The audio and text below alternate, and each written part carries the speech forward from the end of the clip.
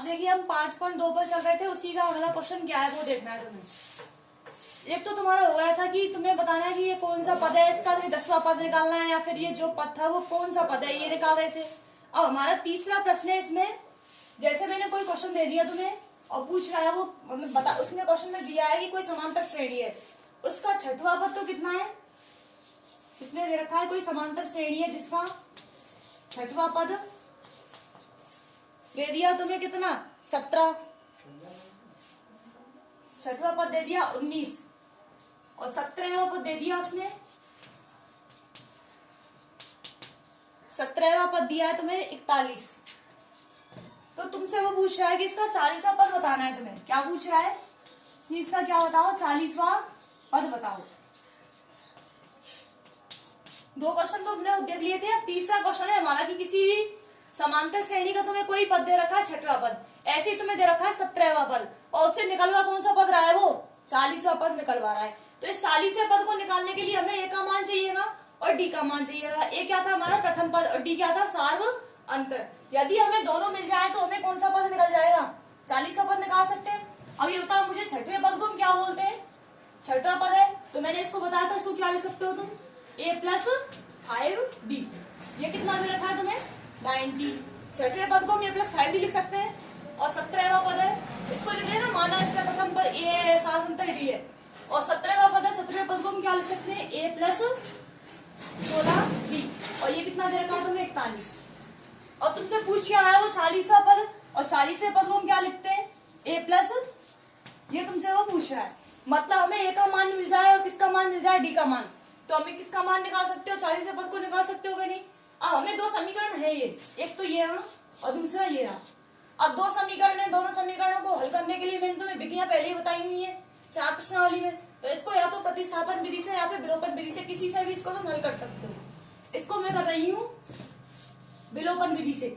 बता दोनों ए दोनों के चिन्ह भी समान है तो एक का चिन्ह चेंज कर दोगे सबका चिन्ह चेंज हो गया, ये आपस में कैंसिल आउट और ये कितने बचेंगे -11d और इन दोनों को हटाओगे तो कितना आएगा 22। अब बताओ डी का मान निकालना है यहाँ से और ये माइनस के बचेंगे ना माइनस के, तो डी बराबर कितना आएगा -22 बटे -11 मतलब कितना 2। डी का मान कितना निकल चुका है हमारे लिए 2 और डी क्या माना है हमने सार्व अंतर कॉमन डिफरेंट।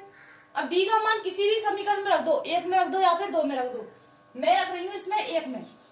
डी का मान समीकरण 1 में रखने पर बताओ क्या होगा, ए की जगह ए का मान तुमसे पूछा है 5 की जगह 5 और डी का मान कितना है 2 बराबर कितना 19, तो a+10 बराबर 19 और ए का मान कितना आएगा फिर यहाँ से 10 को उधर भेज दो तो 19 - 10, ए का मान कितना आ चुका है 9। ए का मान मिल गया और डी का मान कितना है 2 और पूछ लिया है हमसे 40वां पद, तो 40वें पद में ए भी चाहिए और डी भी चाहिए तो इसके दोनों के मान इसमें पुट कर दो। ए का मान कितना है हमारा 19 + 39 और डी का मान कितना आया है 2, ये कितना हो जाएगा 19 + 78, दोनों को जोड़ लो कितना आएगा।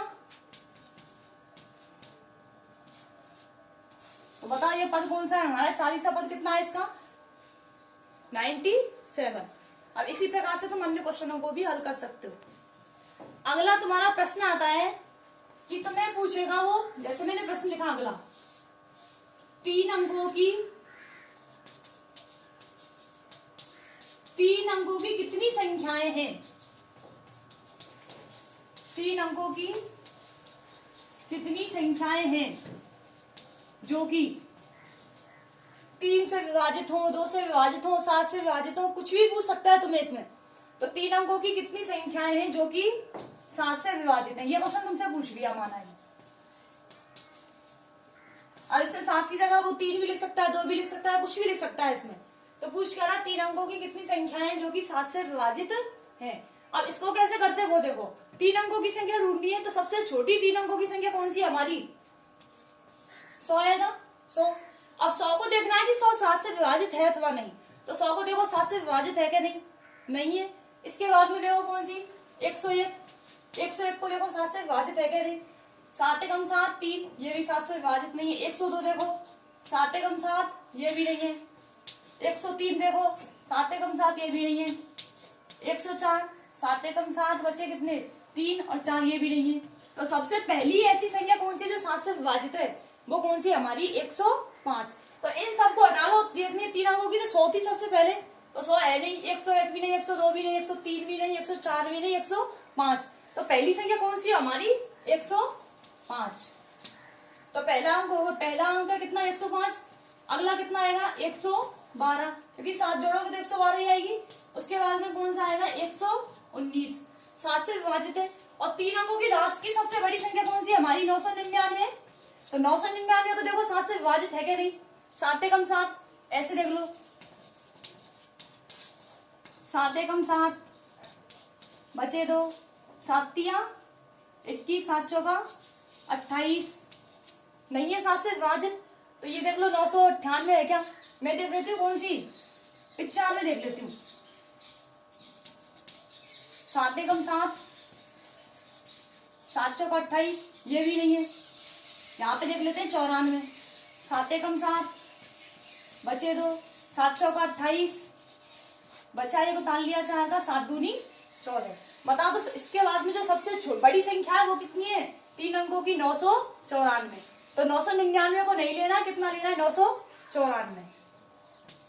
अब ये हमारी क्या बन चुकी है? एपी का निर्माण हो चुका है, या फिर समांतर श्रेणी का निर्माण हो चुका है, जिसमें प्रथम पद कितना है इसका? 105। तो ए का मान कितना है? ए बराबर प्रथम पद, प्रथम पद कितना है इसका? 105। और सारांतर कितना होगा? जिससे विभाजित है वही सारांतर होगा इसमें। डी बराबर सारांतर बराबर कितना है? 7। अब ये क्या है? इसका बिल्कुल अंतिम पद है श्रेणी का, तो इसको क्या बोलेंगे हम? एन, या फिर अंतिम पद। ये कितना दे रखा है? 994। अब बताओ, तुमसे पूछ रहा है कि कितनी संख्या है ऐसी, तो क्या पूछ रहा है तुमसे? एन का मान पूछ रहा है। तो हमें पता है इसका फॉर्मूला क्या होता है? एन बराबर A plus N minus 1 into D. अब जो वैल्यू दे रखी है उनको पुट कर दो इसमें। एन का मान कितना है? 994। ए का मान कितना है? 105 प्लस एन माइनस 1। डी का मान कितना है यहाँ पे? 7। 105 को दल आओ पक्षांतर में, किसका हो जाएगा? माइनस का। लो 105 और बराबर कितना चल रहा है? N minus 1 into 7। ये कितना बचेगा? 9, 8 और ये 8, 889। और बराबर कितना चल रहा है? N minus 1 into 7। 7 किस में जाएगा? भाग में, तो ये कितना हो जाएगा? और बराबर एन माइनस 1। इसको इधर लिख रही है, उसको देख लेना इधर। 7 एकम 7, बचा 1, 7 दूनी 14, बचे 4, 7 7 49, बराबर कितना? N minus 1। तो एन का मान कितना आएगा यहाँ से? 127 प्लस 1 बराबर एन। मतलब ऐसी कितनी संख्याएं 3 अंकों की जो कि 7 से विभाजित हैं? कितनी है? 128। पहले निकालना है क्या? ए पता है, पहले तो इसकी श्रेणी बनानी है। ए पता है, डी पता है, एन पता है, तो सीधा क्या लगा दिया इसमें? फॉर्मूला एन बराबर A plus N minus 1 into D. और इनको हल कर दिया, तो हल करने में कितना आया? 105 को इधर ले गए पक्षांतर करके, 9, 8 और 8, यहाँ से फिर 7 का भाग दे दिया, तो इनका मान कितना आया? 128। समांतर श्रेणी के पदों का चयन। मतलब कोई तुमसे क्वेश्चन पूछेगा कि इसमें कोई समांतर श्रेणी है जिसमें 3 पद इस प्रकार से है, या फिर 4 पद इस प्रकार से, या फिर 5 पद इस प्रकार से, तो उन पदों को हमें इस प्रकार से लेना है कि उनको हल करें तो पीछे ज्यादा दिक्कत ना आए। तो मैं ऐसी 3 संख्याओं को बताऊंगी कि तुम्हें 3 संख्या कौन सी लेनी है, 4 संख्या कौन सी लेनी है, तो अगली है 5 संख्या कौन सी लेनी है।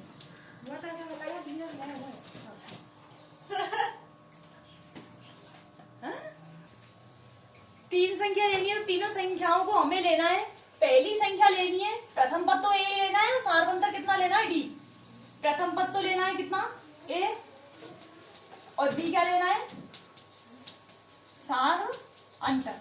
तो 3 संख्याओं को लेना है हमें। पहली संख्या लेना है ए माइनस डी, और अगली लेना है हमें ए, अगली लेनी है ए प्लस डी। मतलब 3 संख्याएं लेनी है, तो पहली संख्या हमें कौन सी लेनी है? ए माइनस डी। दूसरी लेनी है ए, तीसरी लेनी है ए प्लस डी। यदि मुझे 4 संख्याएं लेनी है, तो 4 संख्याओं को लेना है ए माइनस 3 डी।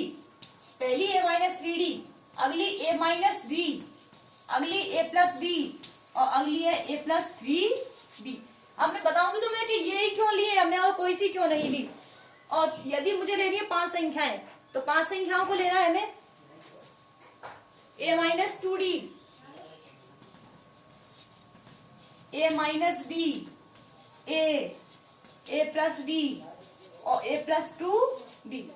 मतलब 3 संख्याएं लेनी है, तो तीनों को हमें पहली संख्या कौन सी लेनी है ए माइनस डी, अगली लेनी है ए, अगली लेनी है ए प्लस डी, और इस 4 संख्याओं की लेनी है तो ए माइनस 3d, ए माइनस डी, ए प्लस डी, ए प्लस 3d। 5 संख्याओं की लेनी है तो ए माइनस 2d, ए माइनस डी, ए प्लस डी और ए प्लस 2d। अब हमने 3 संख्याओं को इस प्रकार से क्यों लिया है, क्योंकि यदि मैं इनको जोड़ दूं, देखना यदि मैं इनको जोड़ दूं तो क्या आएगा, ये ए माइनस डी प्लस ए प्लस डी। देखना ऐसे डी से डी कैंसिल हो रहा है कि नहीं, मतलब जो भी समीकरण बनेगा वो केवल ए में बनेगा ना, तो हमें इसको हल करने में प्रॉब्लम नहीं आएगी। ऐसे मुझे 4 संख्याओं की लेनी, सबको जोड़ोगे तो क्या आएगा, ए माइनस 3d प्लस ए माइनस डी प्लस ए प्लस डी प्लस ए प्लस 3d। यहाँ से देखो 3d से 3d कैंसिल, d से d कैंसिल। बता दो चारों ए में आ गए क्या नहीं कोई भी समीकरण, तो इसलिए 3 संख्या लेनी तो ए माइनस डी, ए और ए प्लस डी। 4 संख्या लेनी तो ए माइनस 3d, ए माइनस डी, ए प्लस डी, ए प्लस 3d। अभी जो हमने इसमें पढ़ा था कि 4 संख्याएं लेनी है हमें, तो 4 संख्याओं में हमने कौन कौन सी ली थी, ए माइनस 3d, ए माइनस डी, ए प्लस डी और ए प्लस 3d। अब वो पूछ रहा है तुमसे क्वेश्चन की 4 संख्याएं एपी में दे रखी हैं, 4 संख्याओं को समांतर श्रेणी में दे रखा है। यदि संख्याओं का योग कितना दे रखा है तुम्हें 50, और सबसे बड़ी संख्या है वो सबसे छोटी संख्या की कितनी गुनी है, 4 गुनी। तो तुम्हें पूछ रहा है कि इस संख्याओं को बताना है, तो तुम्हें इनमें 4 संख्याएं लेनी, तो 4 संख्याओं को मैंने अभी बताया कि तुम्हें कौन सी लेनी 4 संख्याएं। हमने अभी कौन कौन सी ली थी, पहली ली थी क्या ए माइनस 3d, ये सबसे छोटी संख्या, और अगली ली थी ए माइनस डी, और फिर ली थी ए प्लस डी, और अगली ली थी ए प्लस 3d। ये सबसे बड़ी संख्या है क्योंकि प्लस में, तो ये सबसे बड़ी संख्या, ये सबसे छोटी संख्या। अब पूछ क्या रहा है, वो 4 संख्याएं एपी में, तो 4 संख्याएं हमने ले ली एपी में, माना वो संख्याएं ये है। अब पूछ रहा है वो इसमें दे रखा है यदि संख्याओं का योग 50 है, तो संख्याओं का योग कितना दे रखा है तुम्हें 50। संख्याओं का योग करना है, मतलब सभी को जोड़ना है, तो क्या होगा ए माइनस 3d प्लस ए माइनस डी प्लस ए प्लस डी प्लस ए प्लस 3d। प्रश्न में ये दे रखा है कि सबका योग कितना दे रखा है 50, तो बराबर में कितना 50। और इसको हल कर लो थोड़ा सा, ए माइनस 3d से 3d कैंसिल और d से d कैंसिल, तो कितना बचेगा ए, मतलब कितने हो चुके हैं 4 ए, बराबर कितना 50। तो यहाँ से ए का मान कितना आएगा, ए बराबर 50/4, मतलब कि ए का मान कितना आ रहा है 25/2। यहाँ से ए का मान कितना आ रहा है 25/2। अब यहाँ पे ये मत मानना कि ए क्या प्रथम पद नहीं है, यहाँ पर प्रथम पद संख्या तो हमारी ए माइनस 3d है पहली, तो यहाँ पे ए का मान आया कितना 25/2, मतलब हमें किसका मान होना चाहिए, अभी से डी का मान होना चाहिए। तो डी का मान किस प्रकार से निकालेंगे, देखो वो यदि सबसे बड़ी संख्या, प्रश्नानुसार लिख दो,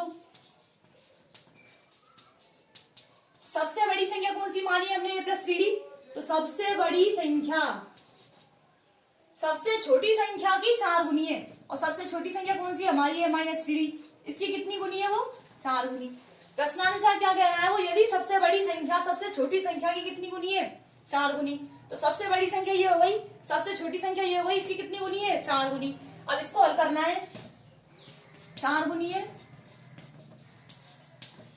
अब बताओ यहाँ से हमें किसका मान तो दे रखा है पहले से ही, ए का मान तो दे रखा है, किसका मान निकालना है डी का, तो इसको पहले हल कर लो। ये होगा ए प्लस 3d बराबर 4a माइनस 12d।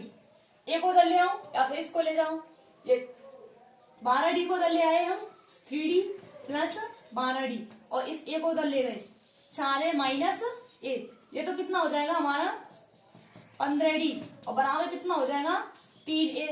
तो यहां से कितना आएगा 15d/3 बराबर कितना a, मतलब कि 5d बराबर कितना आ रहा है a। हमें a का मान पहले से पता है, a का मान इसमें रख दें, चलो a का मान रख दो, कितना है 5d बराबर कितना आ रहा है a का मान कितना है 25/2, तो a की जगह रख दो कितना 25/2, 5 किस में जाएगा भाग में, तो d का मान कितना आएगा 25/2 गुणा 5, तो ये कितना आ जाएगा डी का मान 5/2। अब हमें ए का मान भी पता है, डी का मान भी पता है, और हमने पहली संख्या क्या मानी है इसकी a-3d, तो इनमें इनको रखते चलो और हमारी चारों संख्याएं आ जाएंगी। तो इसको देखो कैसे करना, दोबारा सुन लो। a-3d, a-d, a+d, a+3d हमने अभी अभी मानी थी कि 4 संख्याएं लेनी है, तो ये वाली लेनी है हमें, ये ले ली। अब प्रश्न में पूछ रहा है कि बता रहा है कि यदि संख्याओं का योग 50 है तो संख्याओं का योग हमने कर दिया कितना 50। यहाँ से a का मान कितना आया है 25/2। अगला दे रखा है हमें यदि बड़ी संख्या सबसे छोटी संख्या ही कितनी होनी है 4 होनी, तो ये 4 गुना कर दिया। इसको हल करोगे यहाँ पे किसका मान रख दिया हमने a का मान, तो यहाँ से d का मान कितना निकला 5/2। अब सबसे बड़ी संख्या कितनी मानी है हमने, सबसे बड़ी संख्या देख लो, सबसे बड़ी संख्या कितनी ले रखी है हमने यहाँ पे a+3d। a का मान कितना है देख लो 25/2 प्लस 3, और d का मान कितना है 5/2। कितना हो जाएगा ये 25/2 प्लस 15/2, 2 एलसीएम आ रहा है 25 प्लस 15, ये कितना हो जाएगा 40/2, मतलब कितना 20। तो सबसे बड़ी संख्या कितनी है हमारी 20। और ऐसे ही मुझे सबसे छोटी निकालनी है तो सबसे इसको मिटा दो यहाँ से। यदि मुझे सबसे छोटी निकालनी है तो सबसे छोटी हमने कौन सी मान रखी है यहाँ पर a-3d, तो सबसे छोटी लिख लो। सबसे छोटी क्या होगी a-3d। a की जगह कितना लिखोगे 25/2 -3 इंटू डी का मान कितना है 5/2। हल कर दो इसको, 25/2 माइनस 15/2 मतलब कितना आ रहा है 25 माइनस 15/2 मतलब कितना 10/2।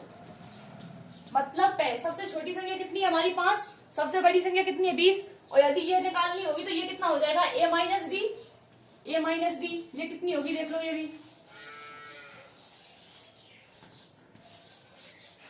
a-d, a का मान कितना है 25/2 और d का मान कितना था 5/2।